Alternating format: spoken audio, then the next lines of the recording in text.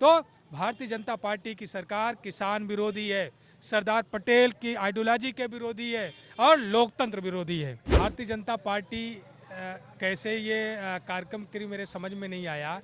30 रुपये गन्ने का रेट बढ़ाया। नहीं, ये हार तो इनको पता चल गया है। दूसरी चीज़ जो है, ये धोखेबाज लोग हैं।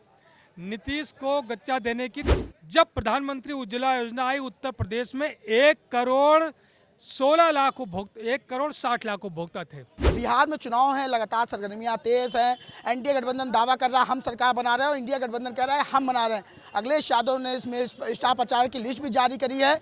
अब भारतीय जनता पार्टी के एक कैबिनेट नेता हैं, वो कह रहे हैं चुनाव लड़ नहीं रहे हैं और स्टार प्रचारक की लिस्ट जारी कर रहे हैं। देखिए, बिहार बदलने को तैयार है और बिहार में परिवर्तन होके रहेगा। इंडिया गठबंधन सरकार बनाएगा।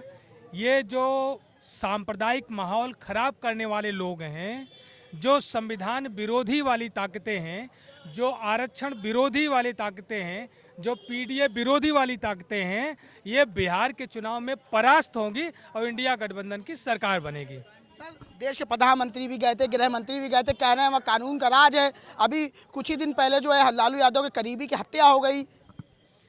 देखिए, बिहार की बात करें या उत्तर प्रदेश की बात करें, कहीं पर कानून का राज नहीं रह गया है। आप जिस प्रदेश में हो, आप हर एक जनपद में देखो, दलित है, पिछड़ा है, उसका उत्पीड़न हो रहा है। उसके साथ शर्मनाक घटनाएं घटित हो रही हैं। आपके लखनऊ काकोरी में एक दलित बुजुर्ग को पेशाब पिलाई गई। इससे ज़्यादा भी शर्मनाक कोई बात हो सकती है क्या?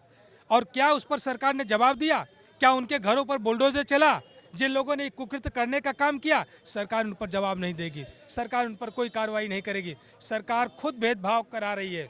सरकार बदले की भावना से काम कर रही है। जो विरोधी पार्टी के लोग हैं, जो विरोधी पार्टी के नेता हैं, समर्थक हैं, उनके खिलाफ केवल मुकदमे करने के बारे में सोचती है। इसके अलावा किसी को न्याय के बारे में नहीं सोच रही।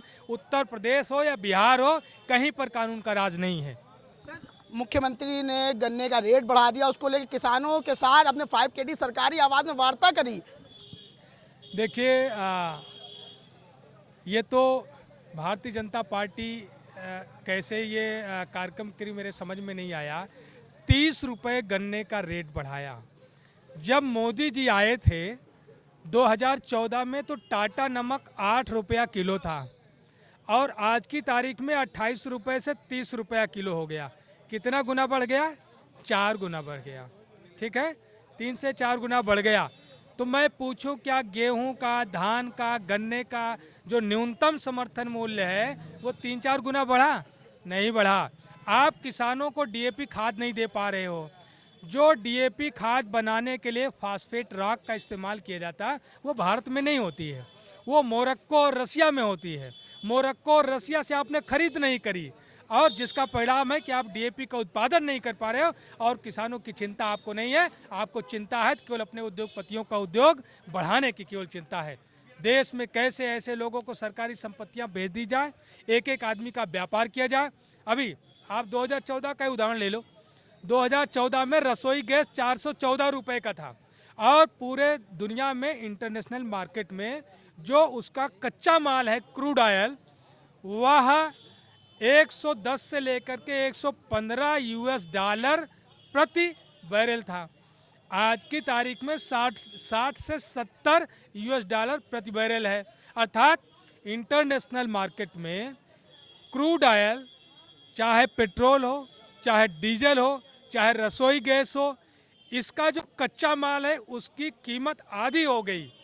लेकिन यहाँ पर 412 का सिलेंडर 1000 पर पहुँचा दिया। वसूली चल रही है। हाँ, ये वसूली नहीं है। ये आप समझो, भारतीय जनता पार्टी के द्वारा अपने उद्योगपतियों का अनियंत्रित मुनाफाखोरी कराने का एक तरीका है। आपको दूसरी नज़र में दे दूं, जब प्रधानमंत्री उज्ज्वला योजना आई उत्तर प्रदेश में 1,16,00,000 उपभोक्ता, 1,60,00,000 उपभोक्ता थे। ठीक है, 414 रुपये का जो है एक सिलेंडर था। उसके बाद 14 के बाद से आप गूगल से भी सर्च कर सकते हैं, क्रूड ऑयल की कीमत घटने लगी और वो बीच में 50 तक आ गई थी। इस समय 60-70 यूएस डॉलर प्रति बैरल है क्रूड ऑयल इतना घट गया, उपभोक्ता इन्होंने बढ़ाया फ्री का सिलेंडर बांट करके। जैसे कोई एक व्यापारी कोई प्रतिष्ठान खोलता है तो एक दिन फ्री में चाय पिला दिया, तो फ्री में एक बार सिलेंडर भेज दिया और उसके बाद 414 का सिलेंडर 11,000 पार, 3 गुना ज़्यादा। अर्थात 414 का सिलेंडर होता था तब भी तो उनको कंपनियों को फ़ायदा होता था ना, तो कंपनियों का फ़ायदा कितना गुना ज़्यादा देश का आम आदमी चुका रहा है। देश के आम आदमी का शोषण हो रहा है और पैसा किसके पास जा रहा है? कंपनियों के पास जा रहा है। तो मोदी जी की सरकार देश के उद्योगपतियों के साथ है, देश के किसानों के खिलाफ है और कृषि विरोधी ये लोग हैं, ये संविधान विरोधी हैं। आज सरदार वल्लभ भाई पटेल की 150वीं जन्मजयंती पर जो ये ड्रामेबाजी कर रहे हैं, ये सरदार पटेल के भी विरोधी हैं। इन्होंने अहमदाबाद का जो सरदार पटेल स्टेडियम था, मोटेरा स्टेडियम, उसका नाम बदल करके नरेंद्र मोदी स्टेडियम कर दिया। सरदार पटेल ने किसानों का टैक्स अंग्रेजों से माफ़ कराया था और यह जीएसटी के नाम पर किसानों के ट्रैक्टर पर 12% और ट्रैक्टर पार्ट पर 28% के जीएसटी वसूलने का काम करते हैं। तो भारतीय जनता पार्टी की सरकार किसान विरोधी है, सरदार पटेल की आइडियोलॉजी के विरोधी है और लोकतंत्र विरोधी है। आपने बात करी जीएसटी की, जीएसटी को लेकर मुख्यमंत्री से लेकर प्रधानमंत्री तक लगातार बता रहे हैं जीएसटी दर घटा दी है। रवि किशन जो सांसद हैं वो कह रहे हैं गोरखपुर आइए आपको आधे रेट में जैकेट दिला दें। ये बढ़ाया कौन था? ये जीएसटी की इतनी ज़्यादा दरें बढ़ा करके देश के लोगों का, देश का खून किसने चूसा था? उसका जवाब देंगे क्या? वो पैसा वापस करेंगे क्या? गैर कानूनी कर लगा, गैर ज़रूरत के कर लगाए और इतना ज़्यादा दूध दही पर कर देने का काम किया। जो गरीब घर का एक बेटा बेटी पढ़ने के लिए पेन इस्तेमाल करता है जो लोहे की होती है, उस पर 28% का टैक्स, किताब कापी पर 18% का टैक्स, और जो हीरा के इनके व्यापारी हैं उन पर 3% का टैक्स। तो आप समझ सकते हैं कि भारतीय जनता पार्टी की सरकार उद्योगपतियों की सरकार है, किसान गरीब मजदूर विरोधी सरकार है। सर एक आखिरी सवाल, इंडिया गठबंधन ने बिहार में अपना मुख्यमंत्री का चेहरा घोषित कर दिया लेकिन एनडीए गठबंधन ने अभी तक घोषित नहीं किया, क्या लग रहा है ये हार जान गए कि हम हार रहे हैं? नहीं, ये हार तो इनको पता चल गया है। दूसरी चीज़ जो है, ये धोखेबाज लोग हैं, नीतीश को गच्चा देने की तैयारी में हैं और अब ये चुनाव परिणाम बताएगा कि नीतीश बाबू को गच्चा भारतीय जनता पार्टी देती है या नीतीश बाबू उन्हें देते हैं। धन्यवाद। हमसे बात कर रहे थे कि समाजवादी पार्टी के विधायक थे आर के वर्मा जी, जिनका साफ तौर पर कहना बिहार में इंडिया गठबंधन की सरकार पूर्ण बहुमत से बन रही है और जनता इस बार तेजस्वी यादव की सरकार बनाएगा। वीडियो जर्नलिस्ट नरेंद्र के साथ आकाश टाइम्स से समीर खान, लखनऊ।